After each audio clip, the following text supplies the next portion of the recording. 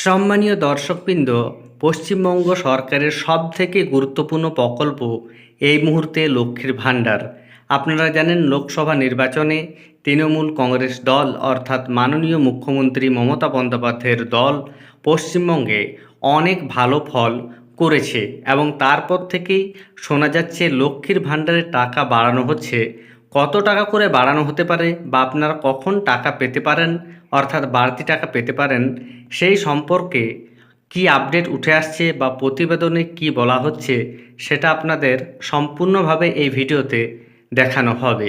তাই ভিডিওটি স্কিপ না করে দেখুন এবং চ্যানেলে নতুন হয়ে থাকলে ছোট্ট চ্যানেলটি সাবস্ক্রাইব করে নোটিফিকেশন অল করে রাখতে ভুলবেন না। দেখুন প্রতিবেদনে লক্ষ্মীর ভাণ্ডারে টাকা বাড়া নিয়ে কী বলা হয়েছে। বলা হচ্ছে, বাড়ানো হচ্ছে লক্ষ্মীর ভাণ্ডারের বরাদ্দ, পরের মাস থেকেই কি ঢুকবে অতিরিক্ত টাকা? বঙ্গে তৃণমূলকে মাইলেজ দেওয়া এবং বিজেপিকে ধরাশয়ী করার পেছনে সবচেয়ে বড় যে কারণ তা হলো লক্ষ্মীর ভাণ্ডার।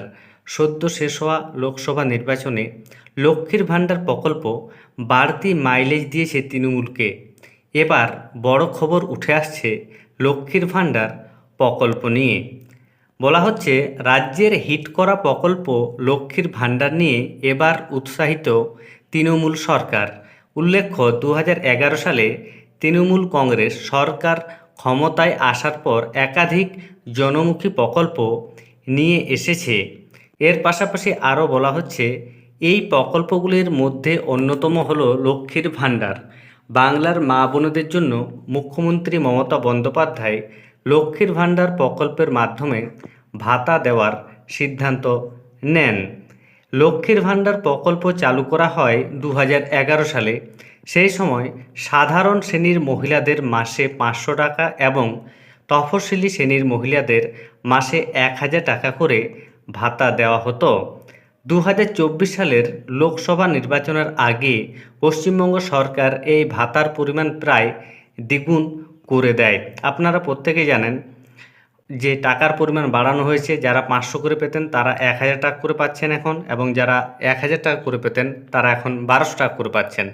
এর পাশাপাশি বলা হচ্ছে, অনেক রাজনৈতিক বিশেষজ্ঞ মনে করেন তৃণমূল কংগ্রেস সরকার এই প্রকল্পের মাধ্যমে সমাজের বৃহত্তর অংশের মন জয় করতে সক্ষম হয়েছে। অনেকের মতে, সদ্য শেষ হওয়া লোকসভা নির্বাচনে লক্ষ্মীর ভাণ্ডার প্রকল্প বাড়তি মাইলেজ দিয়েছে তৃণমূলকে। সাধারণ শ্রেণীর মহিলাদের জন্য 500 টাকা করে ভাতা বেড়ে হয় 1000 এবং তফসিলি শ্রেণীর মহিলাদের জন্য 1000 টাকা থেকে ভাতা বৃদ্ধি হয়েছে এখন 1200 টাকা। তবে এবার বড় খবর উঠে আসছে লক্ষ্মীর ভাণ্ডার প্রকল্প নিয়ে।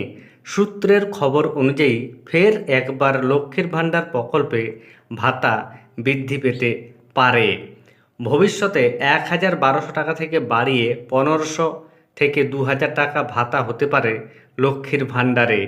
লোকসভা নির্বাচনে লক্ষ্মীর ভাণ্ডার প্রকল্প যে তৃণমূলকে অক্সিজেন দিয়েছে তা বলার অপেক্ষা রাখে না। এখন এই যে টাকা বাড়ার কথা বলা হচ্ছে সেটি কখন বাড়তে পারে বলে এই প্রতিবেদনে জানানো হয়েছে। এই প্রতিবেদন অনুযায়ী বলা হচ্ছে, অনেকেই মনে করছেন আগামী বিধানসভা নির্বাচনের আগে মমতা বন্দ্যোপাধ্যায় লক্ষ্মীর ভাণ্ডারের ভাতা বৃদ্ধি করতে পারেন। তাহলে বুঝতে পারছেন এই মুহূর্তে যে টাকা বাড়ানো হচ্ছে সেরকম নয়, তবে ভবিষ্যতে টাকা বাড়ানোর সম্ভাবনা রয়েছে, সেটাই এখানে তুলে ধরা হয়েছে।